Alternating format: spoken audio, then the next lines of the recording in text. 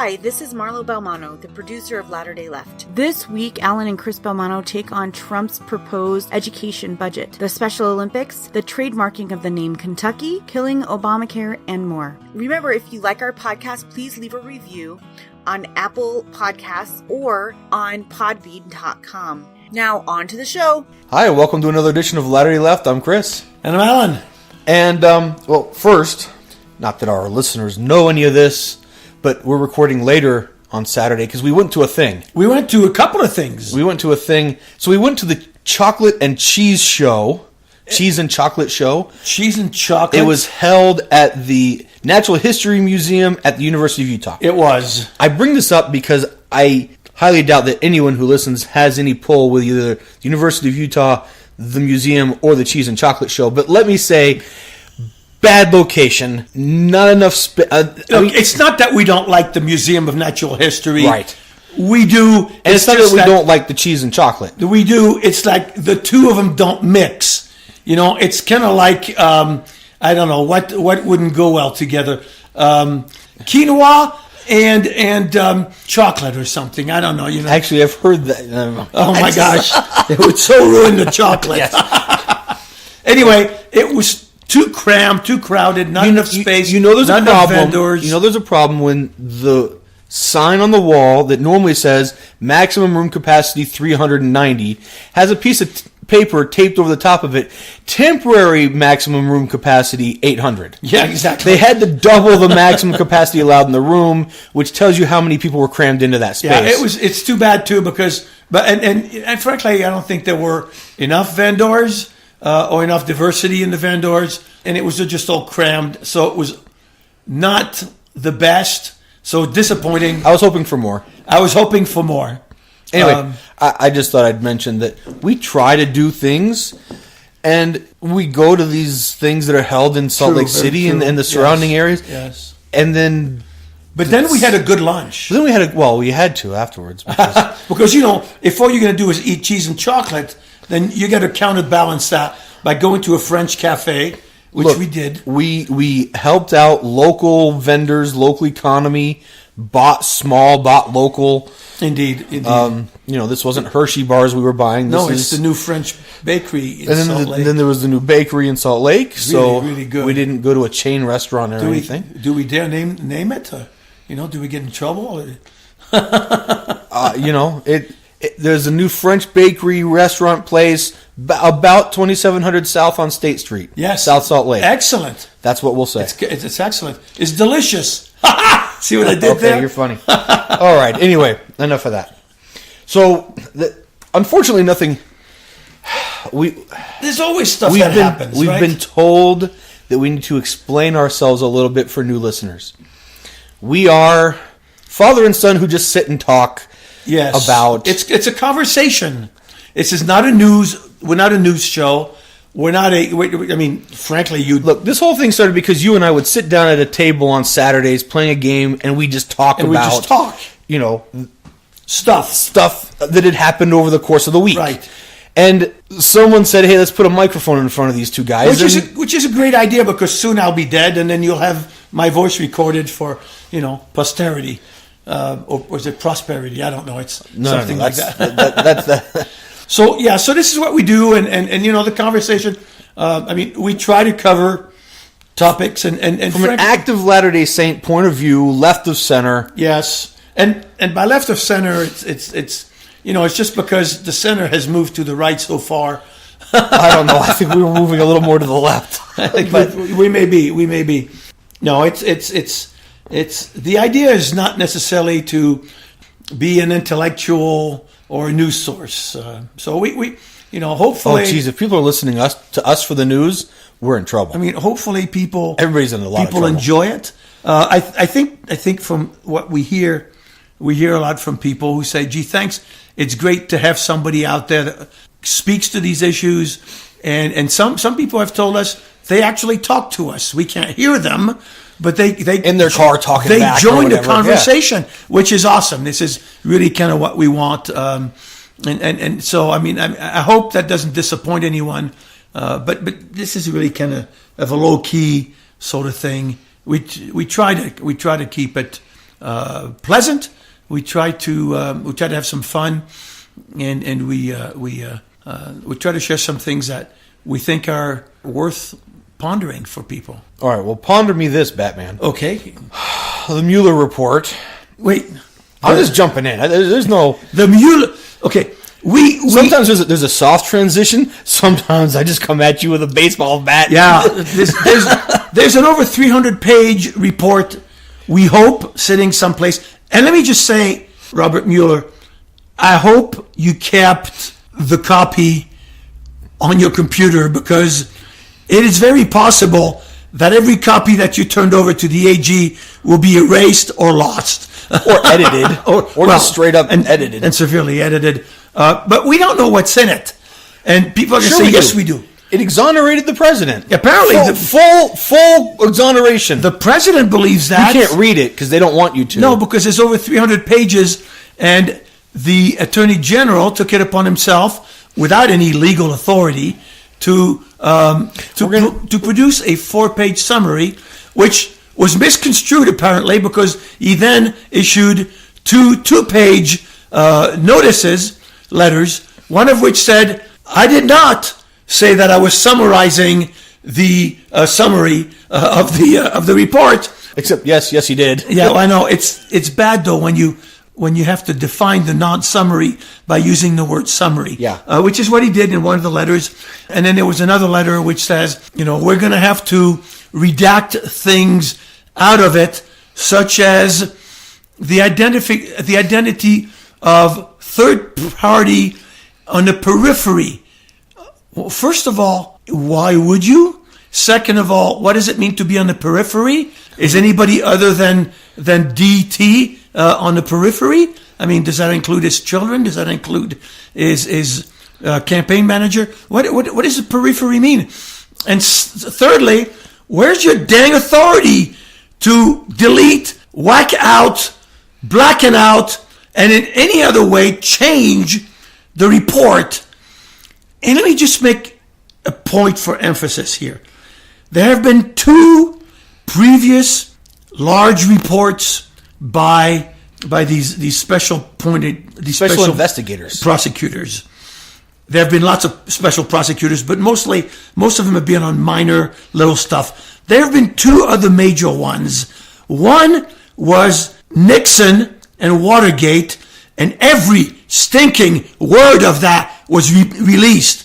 And the other one was Bill Clinton and the affair, the paramour in the Oval Office, and every salacious word of that was released. There is no law that prevents, prohibits, or requires the Attorney General to blacken out, to edit, or to fail to release when he is provided a request by the Congress. In fact, the last one, which involved Bill Clinton and the Starr report, the Congress and the Attorney General worked together, went and did what's called a joint motion. It was a stipulated motion to a judge to allow the release of the entire report, including the grand jury materials. It was done that way so that the Congress could get the whole thing. If you don't do that now, then everybody in America needs to understand that they're lying and that they're hiding something from this report.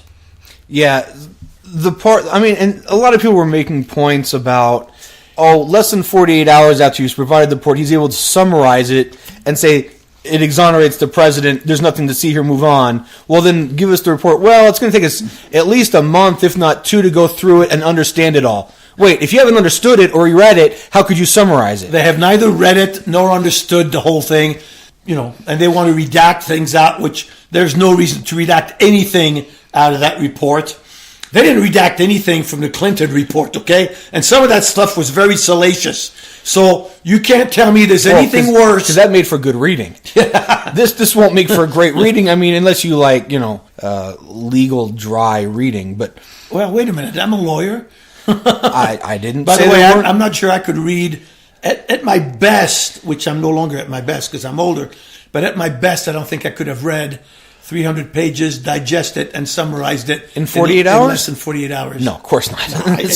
Even if he gave a chapter to each lawyer, and there were 100, it would have taken lawyers. It would have taken him more than 48 hours to get together and talk about the different chapters. Yeah, it's nonsense. This is just more wacko stuff coming out of this administration, And while the president runs around telling everybody that he's been exonerated, even the Barr letter says, it quotes that he's not been he's not been exonerated. So it's nonsense. So let me ask you this: do you think we'll ever see the full report, unedited, No, I worry about or even the full report at all, unless somebody on the investigating team kept a copy on their laptop and emails it to the New York Times or the Washington Post. Yeah, I think unless that happens, you're not likely, because these people have told you for the last 2 years they don't believe in the truth.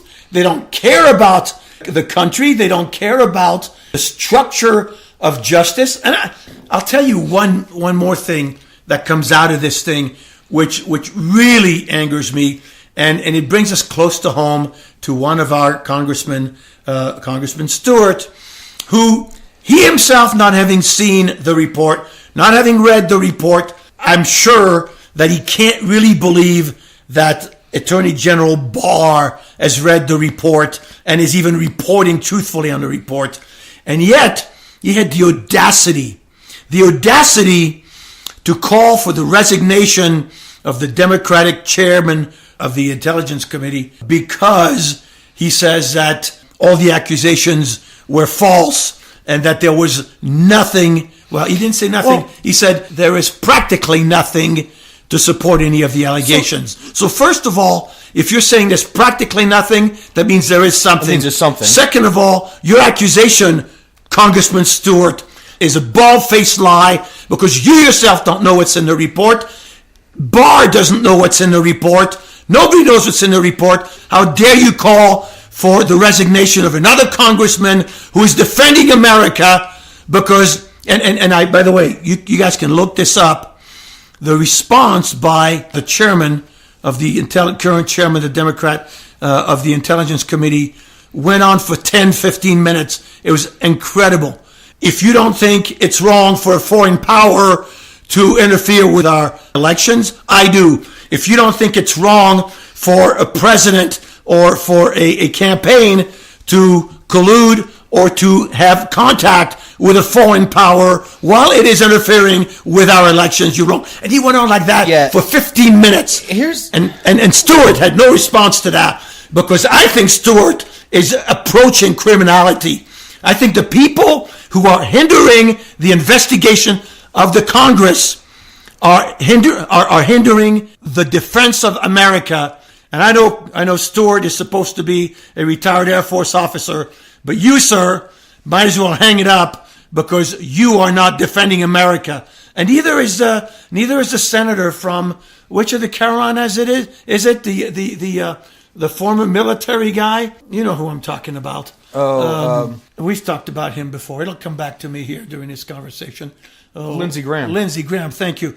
Mr. Graham. South Carolina? Senator, North Carolina. Senator they're all from the South same. Carolina. The Carolinas are all the same. The Carolinas are all the same. If you're from Carolina, please send your text, emails, and to Cris Balmanno at. Anyway, no, it's absolute nonsense to have a congressman, especially one from Utah, call for the resignation of another congressman, because they are investigating things which need to be done to protect the United States. So here's the thing. Calling for his resignation makes no sense, because this investigation was begun with a Republican Congress with a Republican Congress, Republican majority. They're the ones that authorized the investigation in the beginning. Yeah, but that's because they were doing a cover-up. Okay, but why call for the Democratic guy to resign? He wasn't in charge when it started. No, he barely became the but they don't like that he made the accusations. Well, but you know what? Here's the other thing. Okay, the accusations have led to a dozen or more indictments. Indictments, jail sentences. Let's get real here, okay? I don't care if you're a Republican or a Democrat, or if you if you're completely disaffected with politics, you have a foreign power interfering with our elections, and what you want to do is you want to play political games with it. Well, shame on you. Have you no shame, Congressman Stewart? They've proven that they don't. But here's the thing. If I were the Republicans and there was nothing to hide, I'd welcome the investigation with open arms. Say, do what you will, because you're not going to find anything. The fact that they're trying to stop it at every turn. They know that bad things happen. They know there's a lot of bad things. They know there's bad stuff, and they don't know what's going to be found. And if there was nothing to find, then they'd have welcomed the investigation. But they've done nothing but try to hinder it from the beginning. The Mueller report's out, and we don't know what's in it. We don't know what's in it. We may never know what's in it. It may be the greatest cover-up in American history, and I'm including in that. Downwinders that got lied at because, oh, no, it's okay. We're just exploding atomic bombs up in the air. You people in Utah and southern Nevada, don't worry. Nothing's dangerous. That was a pretty big cover-up. The Tuskegee Airmen, where our own federal government and our own military said, let's give these black people heroin and cocaine and see what happens when they fly planes. I mean, I'm sorry, but those were pretty bad cover-ups. But this could be the biggest because, seriously, I wouldn't put it past the Republicans. If they ever do give you something, it's going to be a stripped-down version. It's not going to be the whole thing. And I just hope that somebody on the Mueller staff kept a copy of the original because at some point, someday in the future, they're going to have to rescue the country. Yeah. Okay. So with this report being released, and the Republicans ran with this: president's exonerated. There's nothing here. That's right. Full clearance proves that beyond a shadow of doubt he did nothing wrong. And you know what? And instead of running with that and letting that be the news story for like a week, the media, but the media bought off into that. Well, the media bought off because they keep repeating. I think the media are as much to blame for the Trump administration as anybody else. Because they fed it. We've talked about that. And now they're still continuing to feed it. But instead of letting that ride and riding that wave that we told you there was nothing here, President Trump turned around, was it the same day or the next day, and blew everybody's minds when he brought up Obamacare out of nowhere. Out of nowhere, just said, oh, by the way, we're going to try and repeal this. Well, here's how they're doing it. Instead of riding it and being smart and giving it a few days to say, see, we were right, they turn around and again give the Democrats something to go, see, they're crazy. They really don't know. They really don't understand, I think, politics. They really don't. He's proven he doesn't know. But here's the thing. He's saying, oh, we better move now while my popularity is up or something. I think that's what he's thinking. Oh, people like me, so I can try this. 41.9%. Before the release of the Mueller report, 41.9% since the Barr 4-page release. It hasn't moved, okay? People aren't liking him. But so here's what they did. There's a lawsuit going on in Texas in which these people have challenged certain parts of the Obamacare Act.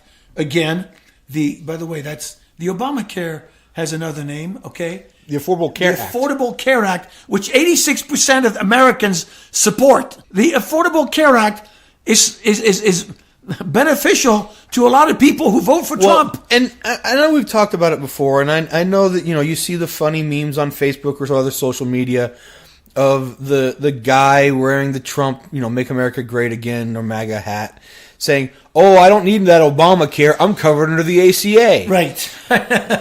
Those cartoons and the jokes come from real people who have been talking to journalists and reporters who are doing stories, and they literally have said, there are people who have said, I don't need that Obamacare stuff. I'm covered under the ACA. Exactly, yes.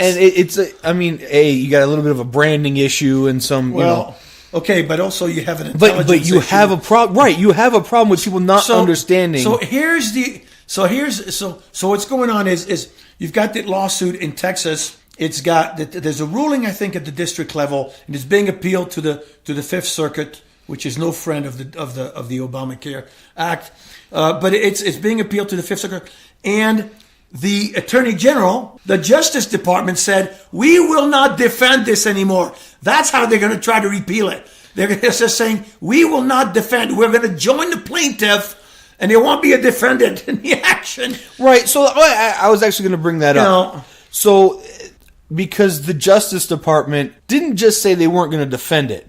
They said, we want this stricken down. That's right. Does the Justice Department have... Now, they can decide what they're going to defend and not defend.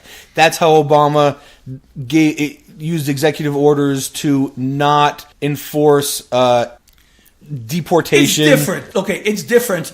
You can use executive order to not enforce law, but when the law is challenged in court, it is the constitutional duty of the executive branch acting through the Attorney General and the Department of Justice to defend American law. Whatever it is their duty to defend it. But they didn't just say they weren't going to defend it. Right. They said they're going to join in asking for the repeal. Right.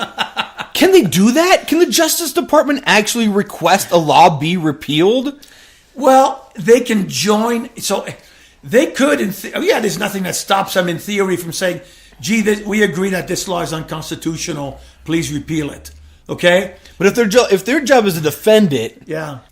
But that's a conflict of interest, though, right? It can be, and sometimes they have to go especially a law that's already been to the Supreme Court and upheld. Where is your basis then if you're the Justice Department? Where's your basis for? So I mean, at worst, they're going to be somebody have to be hired to defend the law. You know who it's going to be? It's going to be a friend of somebody's who's going to charge $1 million an hour or something. Well, of course, but and then he'll do a bad job because he's probably a Republican who doesn't really believe in it. I mean, the whole thing is ludicrous. And you know what? We've been hearing it for 8 years. Well, it got passed in year 2 of Obama, of first term or something. 09. So 10 years? For 6 years of Obama and now 2 years of Trump, we've heard the call to repeal Obamacare and replace. I'm still waiting for the replace suggestion. This is such an empty threat by the Republicans who say replace, repeal and replace. Sirs, because there's so few ladies in that side of the aisle, but maybe there's one. So, sirs and madam, bring your replacement forward so that we know what we're dealing with. Don't tell us, well, we have to repeal it first. We're still working on it. They've had 10 years to work on your replacement. Where is it? If you don't have it, it's just another bankrupt move by the Republicans. Yeah. Terrible. Didn't they have President Trump had the guts to say that the Republicans, the GOP, was the party of health care? We are the party of health care. We're going to give you health care. The party of health care. I mean, these are the people who are charging $400 a shot for insulin now. That used to be $15 a shot. And you say, why? And the answer is because the market will bear it. Well, yeah, because people are dying without it. Okay? And these are the people who this is the big pharma group who has bought and paid the Republican machine and several of the Democrats while we're at it.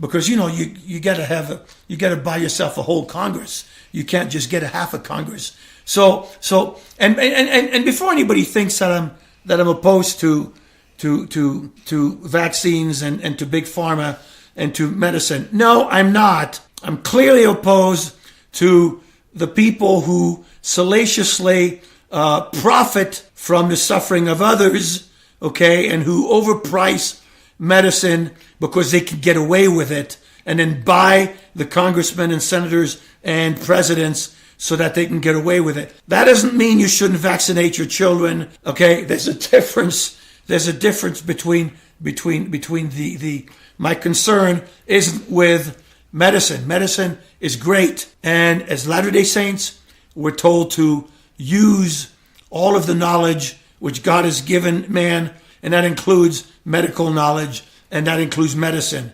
So, stop giving me your, but it's Big Pharma, therefore I'm not going to vaccinate my kids. You not vaccinating your kids is causing, as we talked about before, the herd protection to go down. And now we're having more and more outbreaks of diseases that should be kept under control because you haven't done your job as a parent. So, and don't blame Big Pharma for that, but you can blame Big Pharma for the cost. Yeah.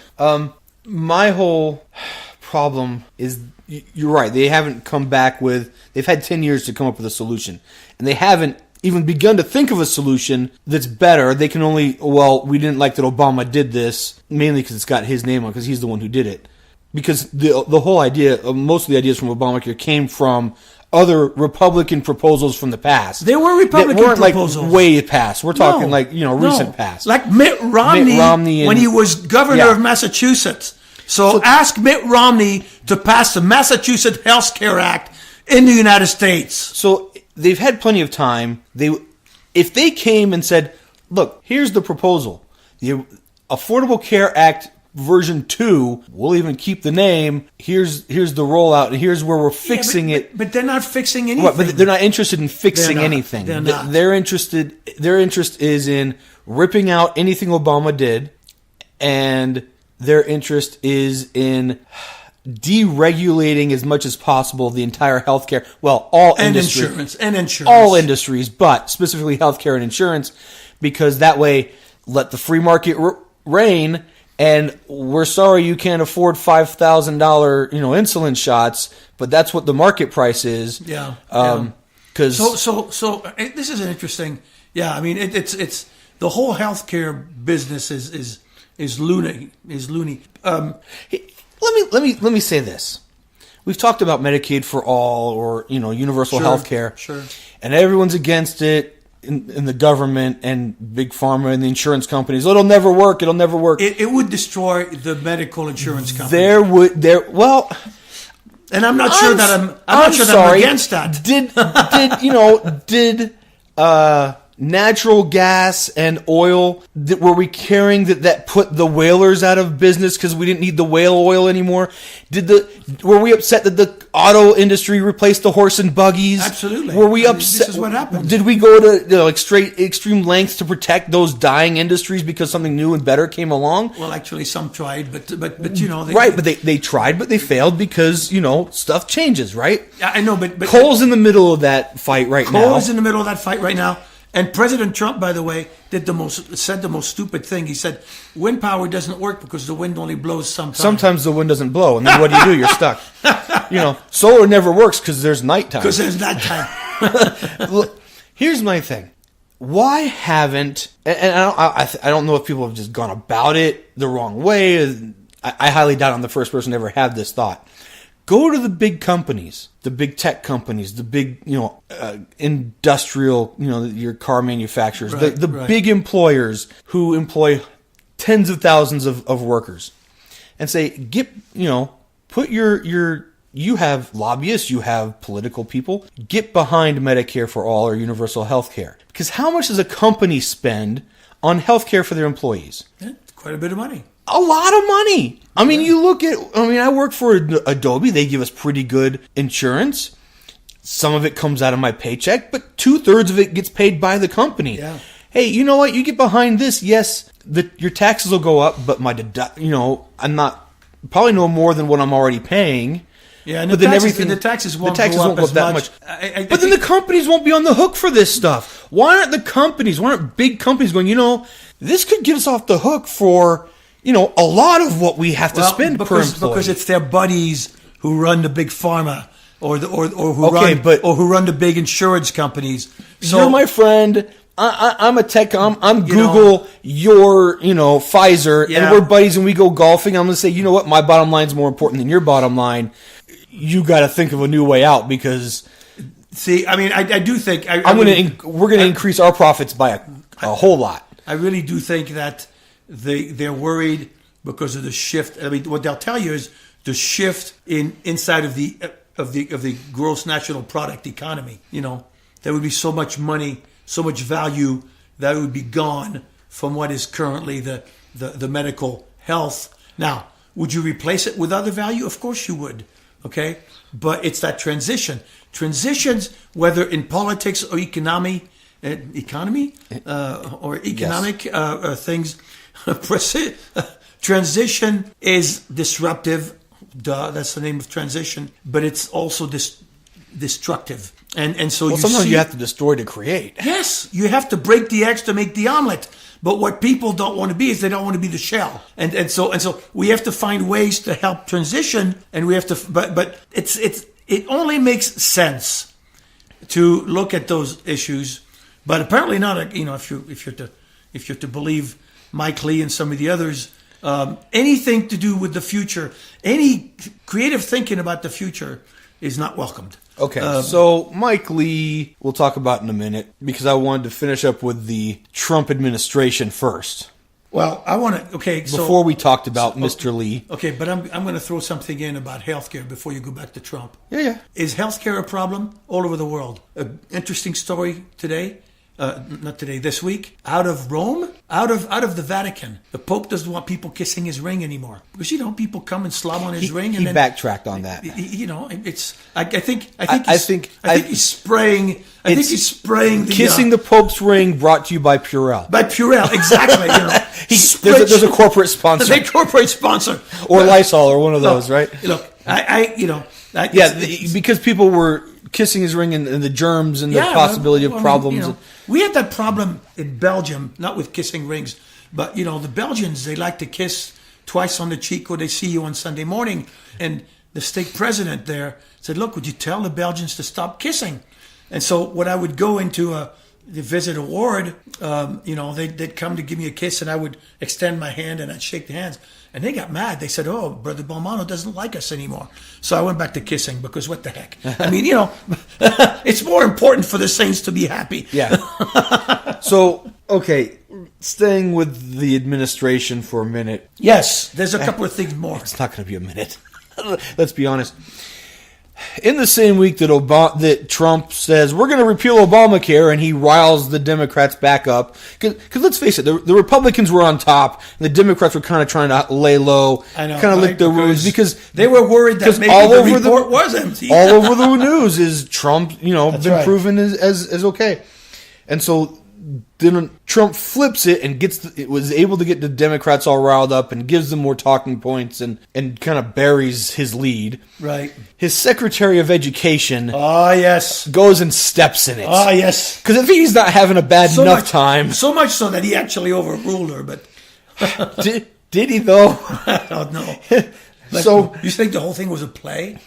Like, you say this... You be the bad cop. No. Here's the thing. So she submitted her Department of Education budget. And her department budget called for the complete elimination of the amount of money they put in to fund the Special Olympics. 18 million. 18 million. It's a drop in the bucket. 18 million isn't even one whole MX missile. Right. It's a drop in the bucket. So her budget eliminated... Now, the Special Olympics gets funded from different places. Indeed. But the Department of Education kicks in 18 million. 18 million. Right. She slashed the entire 18 million. Right. And not that the Special Olympics were going to magically go away. They'd have found other sponsors or corporate sponsors, or someone else would have stepped up. But it's not a good look for you, okay? The optic is pretty bad. Right. You're going to put the little... You don't... You're going to put the little kid in Special Olympics up against, Trump playing golf or something. I mean, then I'm going to have more to say about that. The optics aren't great, and you really got to think about the things that you're doing before you do them when you're at that level, before you get to that level. Then... she goes in front of Congress, and she's proposing more money to go to private schools. Of course, that's the whole plan. Well, because she has shares in private schools. That is she whole owns plan. private schools. Her that whole goal. Plan. That is exactly why she's there. And is to enrich herself. We talked about that with this whole administration. This is the Gadianton robbers at play right now over that issue. So nobody was surprised, but. The Special Olympic funding was surprising, and then she turns around and she's saying, well, we need to give more money to the private schools. Well, if they're private, why do they need public money? Now aren't they public schools? That's right. Let's leave that for, for another day. For another day. The logic can be dizzying. if you let yourself go down the rabbit hole. That's true. But she was in front of Congress arguing why bigger class sizes are better. Yeah, listen. Let's forget 28, 30 kids in a classroom. Let's put 45 in a classroom. 45. Okay. One teacher, 45 kids. Yeah, let me just say second grade, go. Let me just say this. From 1995 to 2000, I was a professor at the United States Military Academy. At the United States Military Academy, that's the Army school that wins football games. They also do the same thing. Oh, here we go. Unlike the Navy school Unlike that the doesn't, Navy school, or the Air Force, or the Air Force school, that sometimes does. But there's an Air Force school and there's a Navy school. All three schools have. There is a Coast Guard school. There's a Coast Guard school, but they don't play football. So. Right. But all the schools have very, very stringent limits on the number of students per class, because they've discovered that 18 is really kind of the magical number. Look, 18 students per class. And so these are smart kids. These are these are very intelligent. These are smart people. Kids who are going to these schools, and look. There are a lot of studies that show that smaller class sizes are better. They all do it. You get more individualized attention. You get better every student gets to participate every hour. Every student gets to participate, gets to engage with the teacher every hour. Every student gets to engage with other students every hour. It is that model that creates good teaching, that creates good schools. For her to come on and say, "Oh no, there's a center of mass. There's a critical mass. The more kids you put in there, the more teaching you get, the more learning you get," is absolute pure nonsense. Look, we knew it was bad when she didn't have a background in education before she was named Secretary of Education. Right. Which is kind of a backwards thing, right? We knew it was going to be bad, but I think there are literally hundreds of studies that have been done. Literally hundreds. Thousands that have been done that shows the bigger the class size, the less learning actually happens. The less teaching can be done, the less learning happens. The worst the worst results we get. This is simply not just her being dumb. This is evil. This is vicious.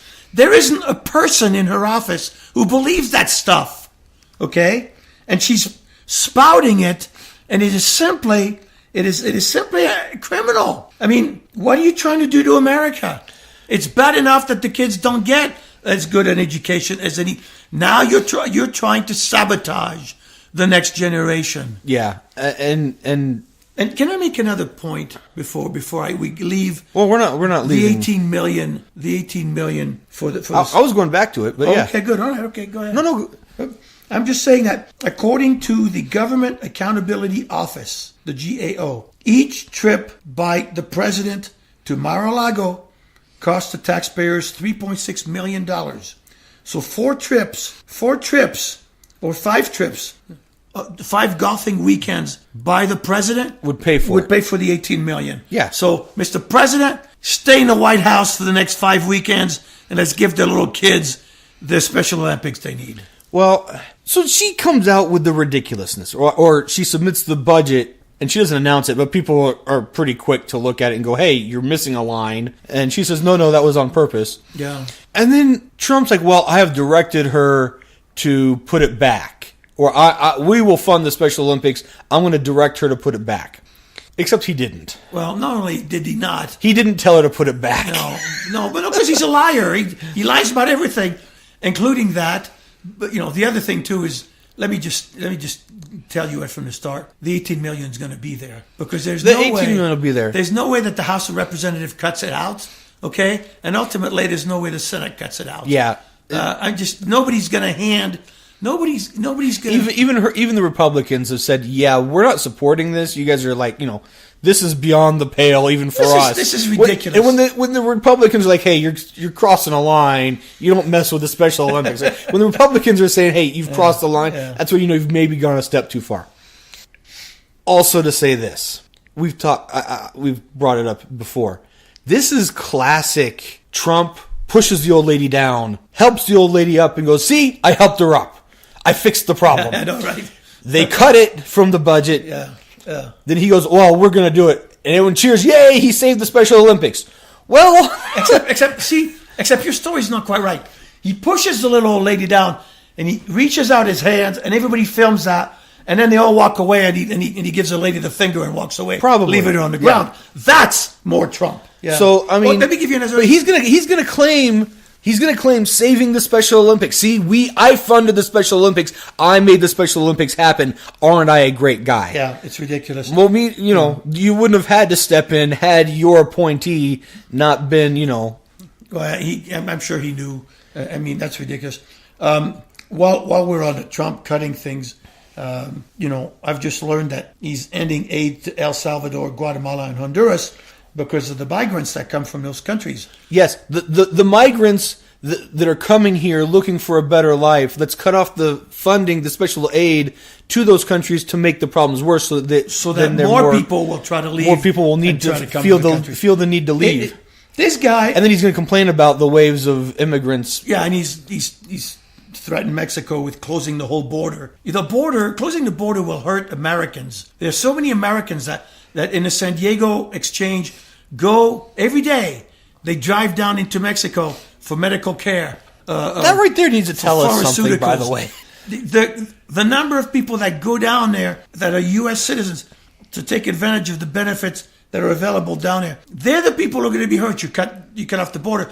Plus the business. They've already shown that they don't care about those people. If you're in San Diego and you're going to Tijuana or places along the border for medical care, well, you're from California, so they don't care about you. They don't care about you anyway. But if you're in Arizona or Texas and you're still going across for medical care because it's cheaper, it's better, it's more convenient.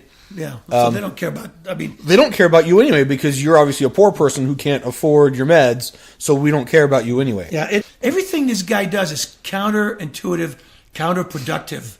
Okay, I'm going to put tariffs on things, which has hurt the economy of the United States to a huge, huge sum. The farmers have been hurt. Oh yeah, well that's okay. We're going to make it up. We're going to have much bigger farm subsidies. Really? Why would you need farm subsidies? Let them sell their produce overseas the way they've been doing it and quit putting tariffs on things. But everything he does is counterproductive. Well, he doesn't even understand how the tariffs work. Well, he doesn't. He thinks, I'm going to put a tariff on, and if I'm putting a tariff on Chinese goods coming in, the Chinese are going to pay for it. The Chinese aren't paying for it. We're paying for it. We're paying just for in the it. higher, with the higher prices. Exactly. The Chinese guys are still making their money. They don't care. Yeah. Anyway, we mentioned Mike Lee.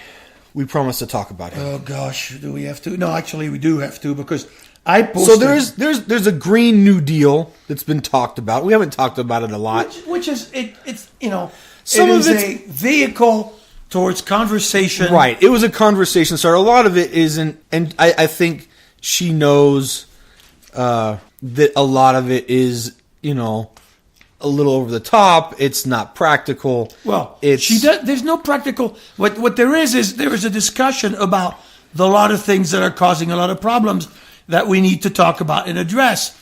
And there's no vehicle. I mean, this is a vehicle to kind of look down the future. It has been made fun of. It has been ridiculed. My first comment on that is Republicans, if you have a plan, bring it forward. Right. Once again, all you do is ridicule what somebody else is, ridicule the conversation starter and make fun of it and reject it out of hand. But you have no solution. Well, they have no ideas about anything. They don't want to solve any problems. They don't want to actually take action. All they want to do is say no. So they want everything to be a political game. They want everything to be a zero-sum game. They have given up not only the attempt at governance, because they have given up the skill of governance, but they've given up even the mere pretense of governance. Yeah, they're not even trying anymore. They're not even trying anymore. So, because the people that are going to vote for them, they're going to vote for them because you're going to. So Mike Lee stood up in the Senate, and he has a solution. He had lots of solutions. Instead of the Green New Deal, the solution to climate change or global warming or anything that's wrong, Americans need to have more babies. But excuse me, white Americans. There wasn't a black or brown baby in that picture. Okay, white Americans need to have more babies. Because the picture was taken from a Utah hospital of the nursery, and so that's they were all that's boys. what you get. They were all boys, so they want males, American babies. And his explanation is... Wait. I think I know of a country that tried that once. Yeah. It didn't work. Turn out so well. Okay. But yeah, he wants... His solution is more babies being born because... To Americans. And he said American babies. He said American babies. The Brits need not have children. The Germans don't need to have children. And by all means... Italians and Swedish. If you're from Africa or if you're from Asia... Or South America. Just stop already because we don't need your babies. According to Mike Lee, what we need is American babies because they grew up to be intelligent, creative people.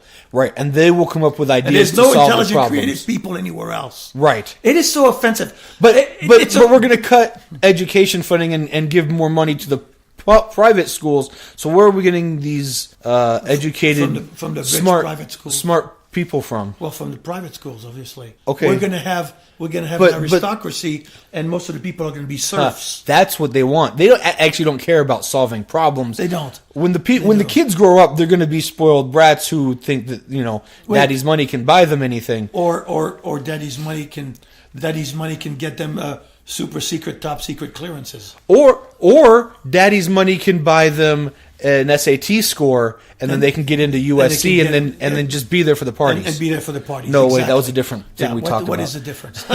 No, his whole presentation is offensive, and I don't. His whole presentation also boils down to this: let's kick the can down the road 30 years. Right. Because if you have a baby this year, yes. by the time they're old, they're educated, mature enough, and to work on this, and they're making the kind of strides that you're going to be 25, 30 years down the road. Yeah. So let's to even start thinking of the ideas. Yeah. So really, let's kick the can down the road 50, in which case he'll be dead and we'll be rid of him. And Mike Lee, let me just say this, because I heard this week and I liked it.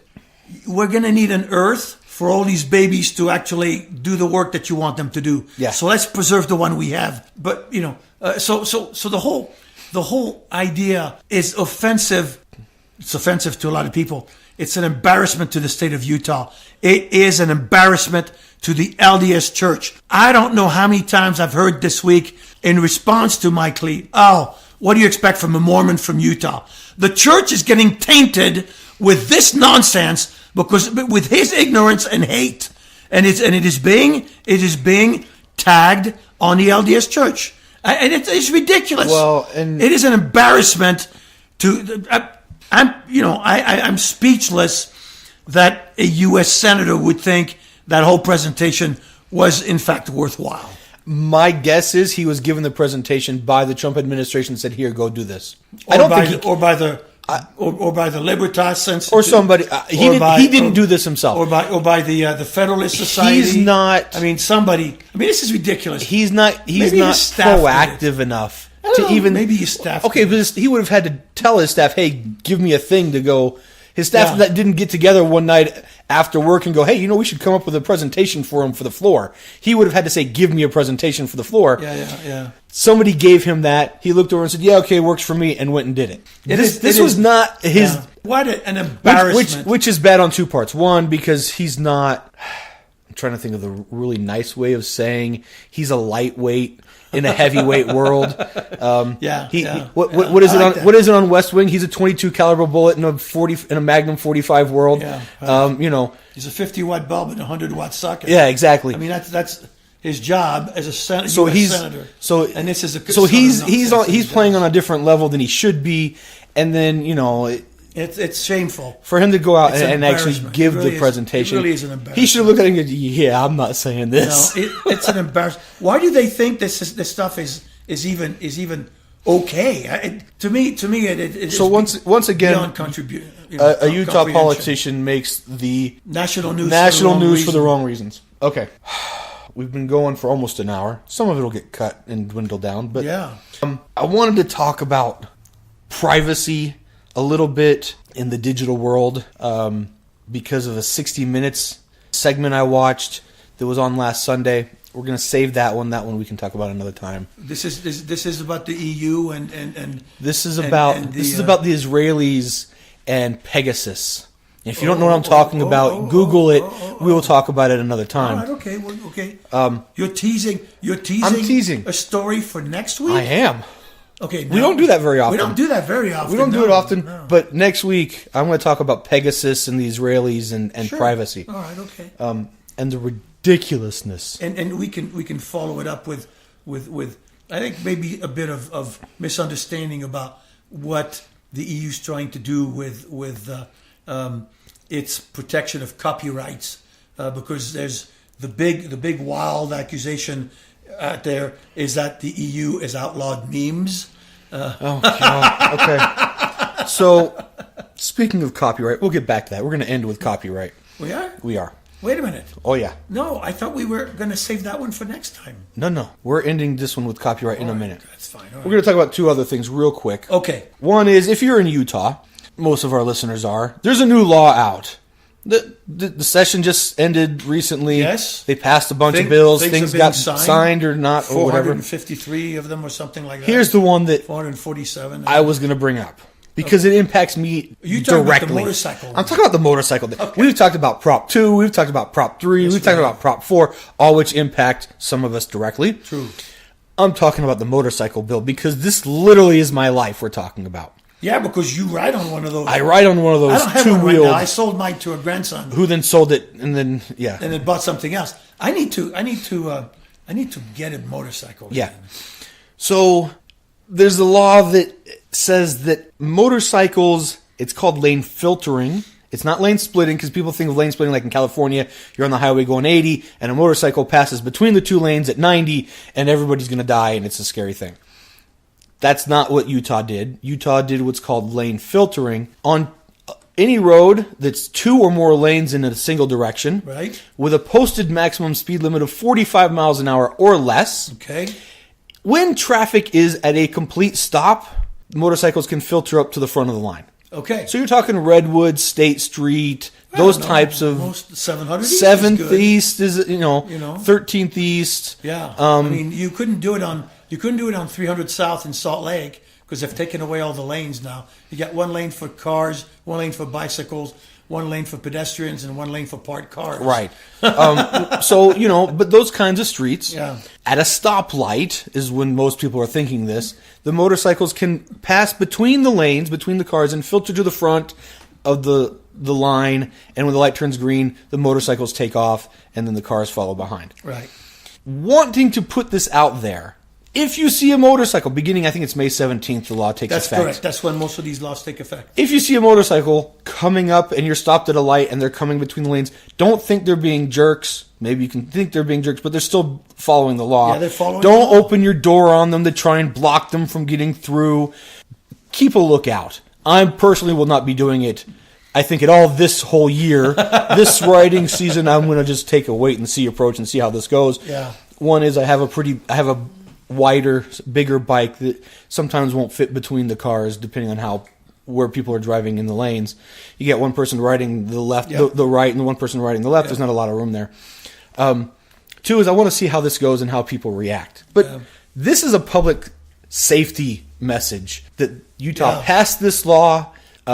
If there's an accident, if there's a stoppage on these roads or a stoplight, motorcycles will be creeping through trying to get to the front of the line. And they're allowed to. So, and actually the law says once we're at the front of the line, when the light turns green and the car cannot try to race the motorcycle to who's out first. The motorcycles have the right of way and the cars need to filter in behind the bikes. So if you have 2 or 3 or 4 bikes and they're stacking up, the cars have to wait for the bikes to clear and then the cars can go. There you go. So look, I didn't pass the law. I probably won't be doing it this year because I'm scared because I've seen the way people drive in Utah. I know, right? I see people. But anyway, wanted to put it out there because we talk about the session and new Utah laws that are of an interest. This is of a particular interest to me. Indeed it is. I have lots of friends who ride, people from the ward that I ride with, and so you got to be careful. Be careful. Okay, in Texas, the great state. Well, state. It's a state. Yes, it is. It's a state of something. Yes, well, it's a big state. There's a judge. Yes, there is. Probably more than There's one. more than one, but there's one who is called out and reprimanded by local elected officials because she had the audacity to speak Spanish. Oh. Like from the bench? A press conference? At a press conference. She was doing a press conference on something. I don't remember. I read the article, but I don't remember what the press conference was. It wasn't from the bench. Yeah. And she was being asked questions. And she's in this area where there's Spanish speakers and English speakers. And some of the press who are at this press conference are English speakers. And some of the press are from Spanish-speaking news outlets or whatever. Right. So questions that she was asked in English, she responded in English. Sometimes she would then repeat the answer in Spanish for the Spanish-speaking media. Sometimes she was asked a question in Spanish, and she responded in Spanish, and then re-gave the answer in English, so that everybody got the answers. The elected official said, "Shame on her, this isn't Mexico. We have an official language, speak English."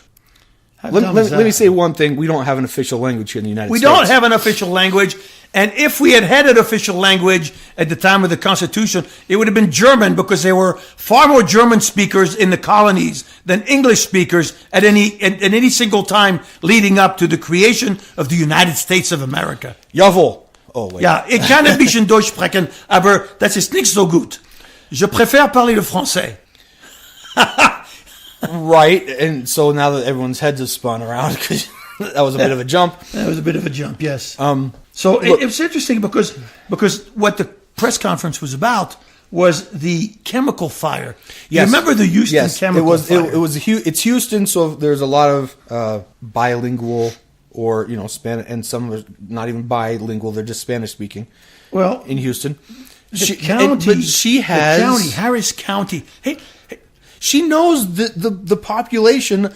43% of the county's population is Hispanic. Yeah. Okay? You're trying to get information out to the public about this chemical fire, which, by the way, you sniff it, you die. Okay? So you're trying to get these people. This is a public safety issue. And so she's speaking, and why would you not want that? It's ridiculous. So there was a chamber county commissioner.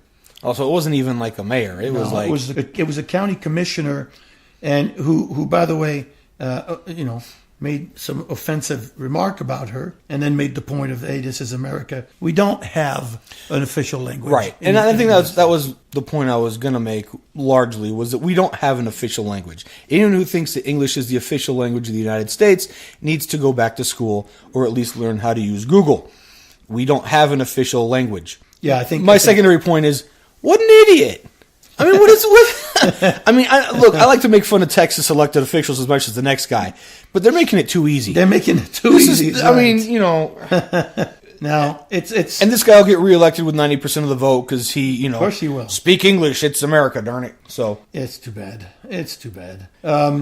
You really cannot worry about where the country is going because it's not going in good places. All right, so I asked you earlier a question because baseball started in the middle of the NCAA basketball tournament. How rude! There was baseball that started. No. Thursday was a great day. Okay, I got to watch. Or was it Friday? Friday was a great day. Thursday. 2 days ago. Thursday. I know my days. Good. Kind of. So real quick. No kidding. I woke up Friday thinking it was Saturday, was really late to work. Guy walked in even later than me, goes, "You wouldn't believe what happened. I woke up thinking it was Saturday. I forgot to come in."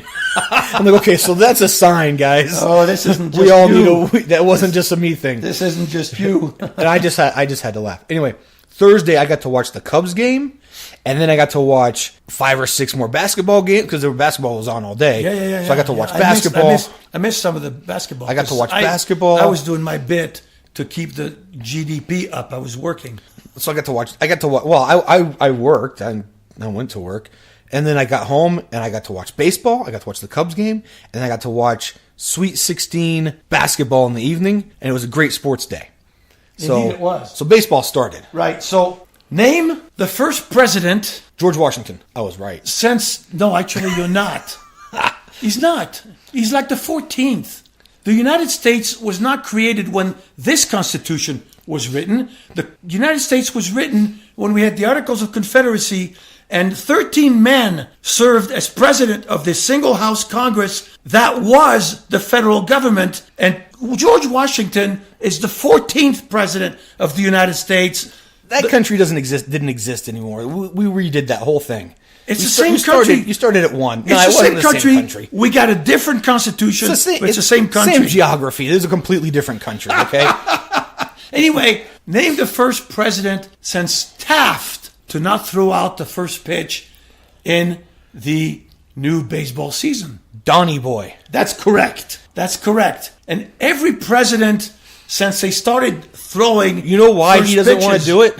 One, he can't throw. He's got the athletic ability of, You take him in the hallway of the White House. No, you've been watching too much West Wing. Two, he doesn't want the booze. Because he's going to throw out where? He's going to throw out in the Washington Nationals, maybe Baltimore Orioles, because he doesn't want to travel too far to do it. It's not like he's going to go to the Dodgers game where they'll definitely boo the crowd out of him. New York Yankees. They're not going to. Yeah, they're not going to go to. He'd have to go to. Is there a baseball team in the South? Yeah, the Atlanta. He could probably go to the Atlanta Braves. He could go to the Braves. Maybe he can't go to Miami. He can't go. Maybe Tampa Bay. Yeah, there are places where he could go. But yeah, so he didn't. Arlington. He could have gone to Texas, but there are a lot of Cubs fans there. They'd have booed him. He doesn't want the booze. Yeah. So he wants to control. What if they held a baseball game and only MAGA hat wearers were allowed in? Then he would throw it. Here's the thing. That'd be an interesting, because baseball, now you got me thinking, because stadiums and teams have tried to control who buys the tickets. Yes. We only want our fans. If you are, so the Milwaukee tried it last year. The Milwaukee Brewers, I only remember this because I'm a Cubs fan. Cubs fans were flooding. They always do. To Milwaukee. They always do. It's an hour and a half drive. And it was buy the tickets. It was being called Wrigley North. Yeah. It was a home game for the Cubs. That's right. Where they got to bat first instead of last. It was a home, they called it Wrigley North. It was a home game for the Cubs. And the Milwaukee ownership, the Brewers ownership was getting tired of it. They said, we're going to control, if you're calling or you're coming from, and your zip code on your credit card is a Chicago zip code, we're not going to sell you the tickets. If you're calling from a Chicago area code and our caller ID picks you up from being from Northern Illinois, we're not going to sell you a ticket. How stupid is that? They're turning down money because the people aren't buying it. The people in Milwaukee weren't buying the tickets, so that's why the tickets are available. Exactly. But they said they tried to control who came to the games. And the next game, not as many Cubs fans. It was noticeable how many fewer Cubs, because so it's interesting because you say that, but there are teams and ownership bases and sports that have tried to control that. Some of the hockey teams in the playoffs try to do the same thing. Sure. If the St. Louis is playing Chicago, then the Chicago tries to stop the St. Louis from people from buying the tickets or whatever because they want the home atmosphere. It'd be interesting. So my question is, which is more important to you, your baseball tribe or your political tribe? You're asking me? No, I don't think I have a problem saying that. I think the Venn diagram overlaps a lot. Yours overlaps, but there may be a lot of people that it doesn't overlap. I'm sure. We are members of different tribes. It can be your college team. It can be your pro team. It can be my college team and my political team definitely don't overlap. They don't overlap much. Right now. That is a problem. It can be, it can be your political team. It can be any number. I mean, there's all sorts of. It can be your religious team. It can be. So we're going to fragment America into tribes. But what's your real tribe? Cubs fans unite. That's all there is to it. I'm good with it. It's fine. Anyway, it would be an interesting, because I don't think there'd be a way to stop that from happening, because the teams are privately owned. The stadiums are not.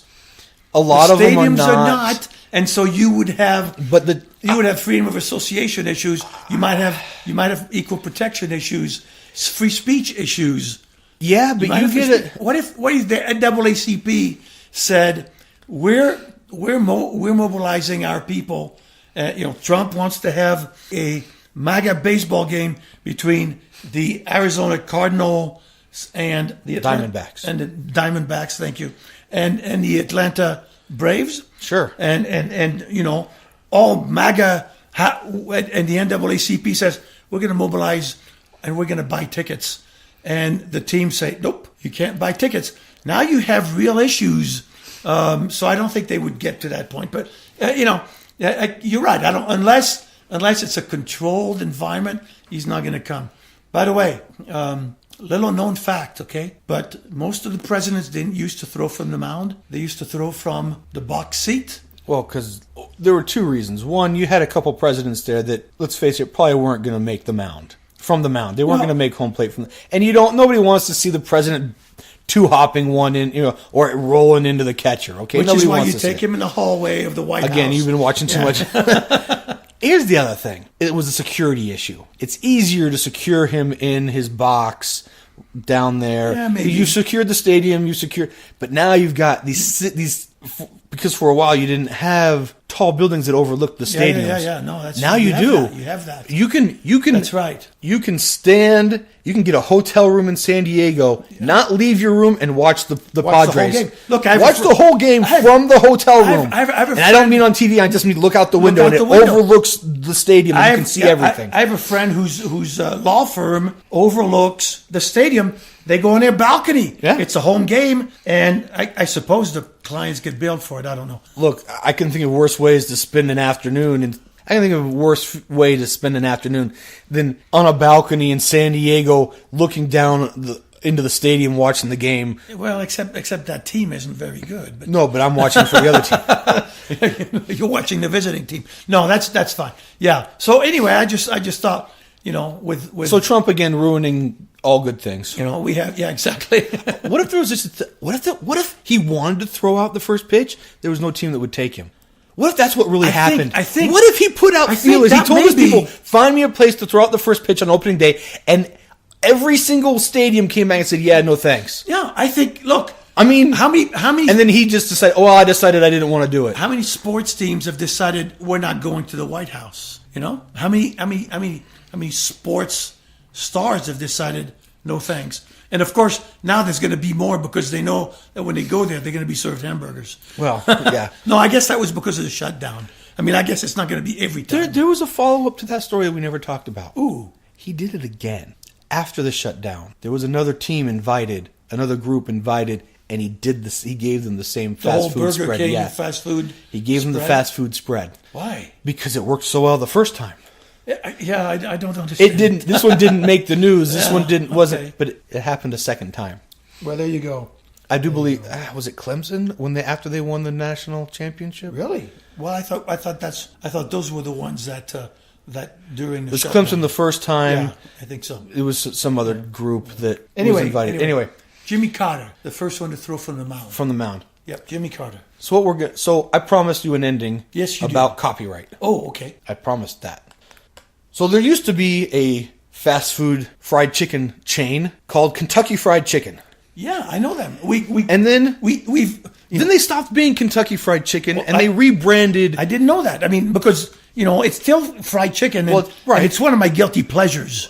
Occasionally. So my family does Kentucky Fried Chicken or KFC once a year, July 4th. Okay, really? We will get a bucket of fried chicken and then we watch the fireworks, and that's the only time we get. We do. I mean, we do it occasionally because she who must be obeyed in my house likes it, and I likes it. Yeah, and so we likes it, and the problem is it's not very good for you. It's not good for you, but of course, neither the Wendy's burgers that we but that's why it's a guilty pleasure. You do it occasionally. There was a Kentucky Fried Chicken. They rebranded to KFC. Which I thought stood for Kentucky Fried Chicken. Which everyone thought, okay, just the initials, and they're trying to make it so people don't say fried because it was during, sure. There's the whole health connotation. Well, we know that, but if you say, oh, we're fried, then no one will go to you. True. Regardless of how good your 11 herbs and spices are. Let me tell you something; they are delicious. It is a that wasn't the reason. Licking good. That wasn't. I don't think you can say that. It's trademarked, which we're about to talk about, or copyrighted. They rebranded because they couldn't use the word. It's not because they didn't want to use the word fried. They couldn't use the word Kentucky. The state of Kentucky trademarked, copyrighted, whatever it was they did, the word Kentucky. What? And so the state said, hey, you're calling yourself Kentucky Fried Chicken. We want a piece of the action. Pay us a royalty fee to be able to use the word Kentucky. That's stupid. Hey, Kentucky Bourbon, we want a piece. Are you kidding me? Pay us a royalty fee to call yourself Kentucky Bourbon. How Hey, stupid are these Kentucky people? Derby. Kentucky No way. Derby. No way. When was the last time you heard it called the Kentucky Derby officially? I don't know. What's it called now? The Run for the Roses. Officially. Are you kidding me? No, they come don't. on. No, it is the Kentucky Derby is no longer branded the Kentucky Derby. It is the run for the Roses, or the run for something. It is no longer officially titled the Kentucky Derby because the state of Kentucky said, "Give us our cut, please." They held out their hand and said, "Pay us a royalty." They didn't create the word Kentucky. Or we will take you to court and we will win because we got a copyright and a trademark for the word Kentucky. Whose stupid idea? I told you this was we're going to end on a wild copyright thing. Who at the federal government was stupid enough to allow them to do that? I don't know, but I think we need to get in on it. Is it too late to copyright Utah, California, New York? No. I was born in France, so I'm going to trademark the word French. France and all derivatives. So France, French, Yes, Frenchy. French fries, baby. Every time you sell a French fry, I want a penny. That's per right. Fry.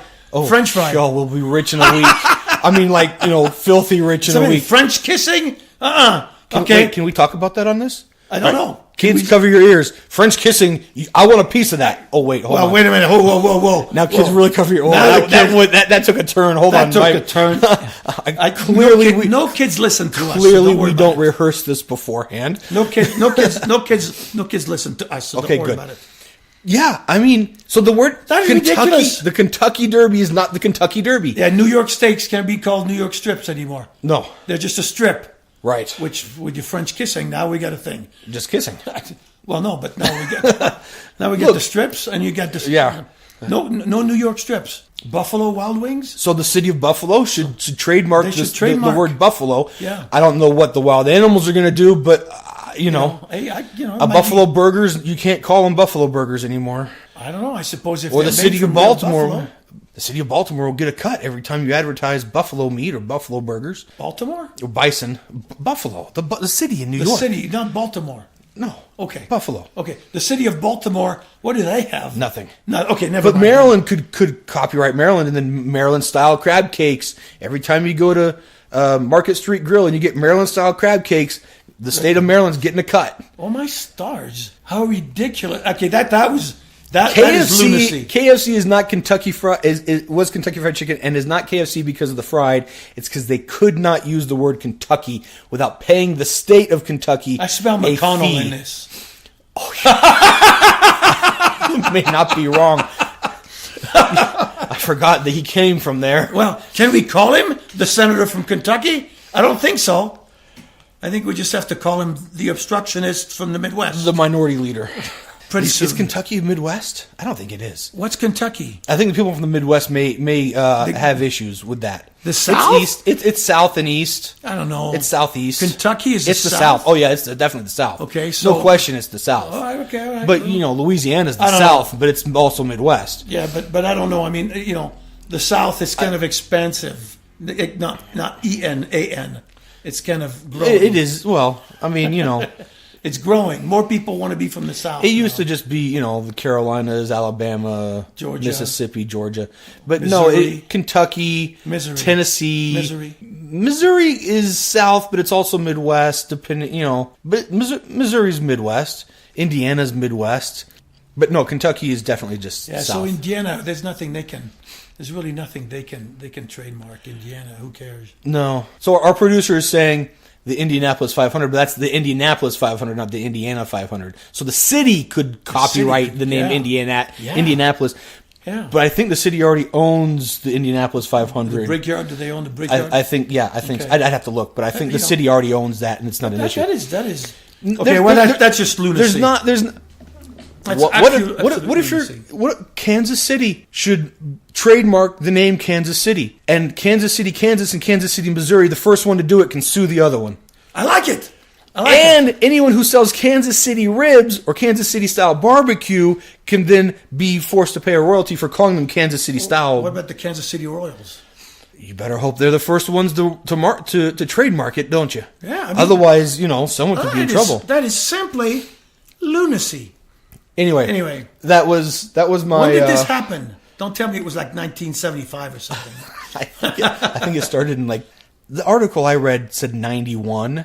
Really? Like 1991 is when they trademarked it, and they started sending out cease and desist letters to people who were using the word Kentucky. It took a few years for things to actually happen, but that is why KFC. I like Kentucky Bluegrass. There's not a specific owner of Kentucky Bluegrass. That's a brand. That's like kind of a.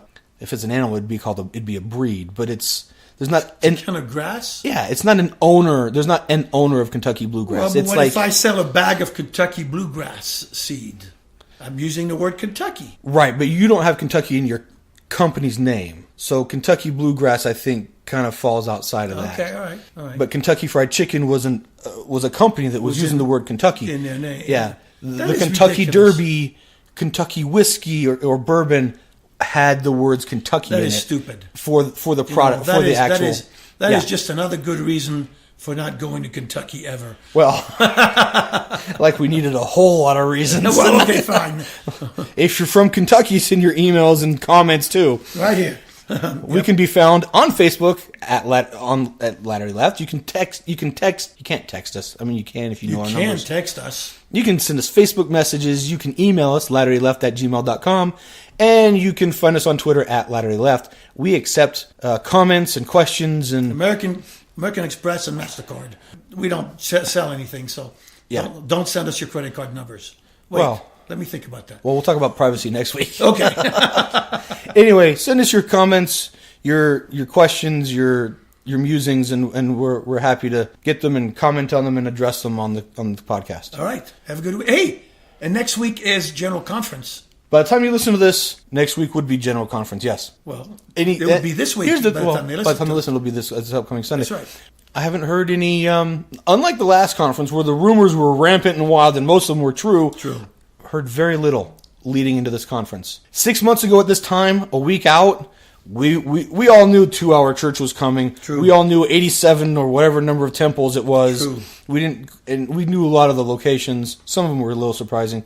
We knew that big changes were coming, and some of the changes came before conference started with the 14 year, the year you turn 14 instead of on your birthday and moving up and stuff.